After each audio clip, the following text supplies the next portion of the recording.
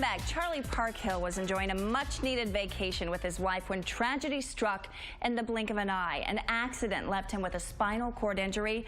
Doctors told him he would never regain meaningful function or even walk again, but Charlie was not willing to accept that prognosis.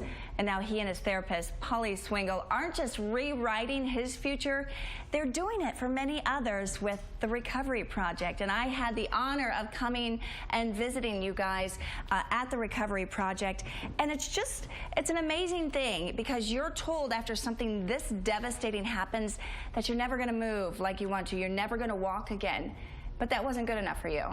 No, we're going to walk again. We're going to get back and be functional and a vital part of society and move on and do good things. So you and Polly came together and you wanted to come up with a way, a different way of approaching this, a way that wasn't available in traditional physical therapy. Do you want to talk a little bit about that? Sure.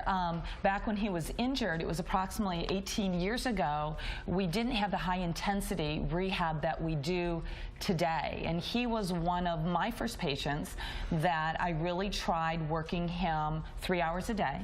We worked with an unweighted gait system where I suspended him over a treadmill to see if his legs would start moving. And we started with that, and his legs did start moving. So we worked months and months and months, 5 days a week, and he started walking. And this was something that most therapists were told not to do or weren't taught to do, because this wasn't the approach. Correct. Back then, it was not the approach, and it was something that I just saw in the science that they were doing with cats. So then I implemented it with him, and now that is the standard of care for people that have an incomplete spinal cord injury. Tell us a little bit more about the Recovery Project. You help so many people. I've heard stories about people who wanted to walk down the aisle at their wedding. They have a moment in their lives. They just want to get back some sort of meaningful movement. Well, we've been around now for almost 15 years, and what makes us different is that we see each patient one-on-one.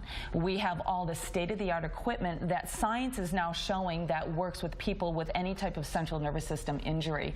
We just started approximately 3 months ago a specialty center in our Livonia clinic that specializes in functional electrical stim. We now have over 7 to 8 devices that specifically work on using electrical stim to get movement back with people that have any form of paralysis. We are one of the only places in Detroit that has the RTI 600, which is a machine that allows people to walk and provide electrical stim. All of these things are amazing, but really what stood out to me and what makes you angels is the charitable part of this. You actually help people who can't afford to have therapy. You want to talk about that a little bit? Yeah, we have a separate foundation, and this is our 10th year, and we've raised about $500,000 so far, and all of the money is given out to people with catastrophic injuries, mostly spinal cord injuries and traumatic brain injuries, and it's for people that don't have the private resources or insurance resources to go and have the proper type of therapy.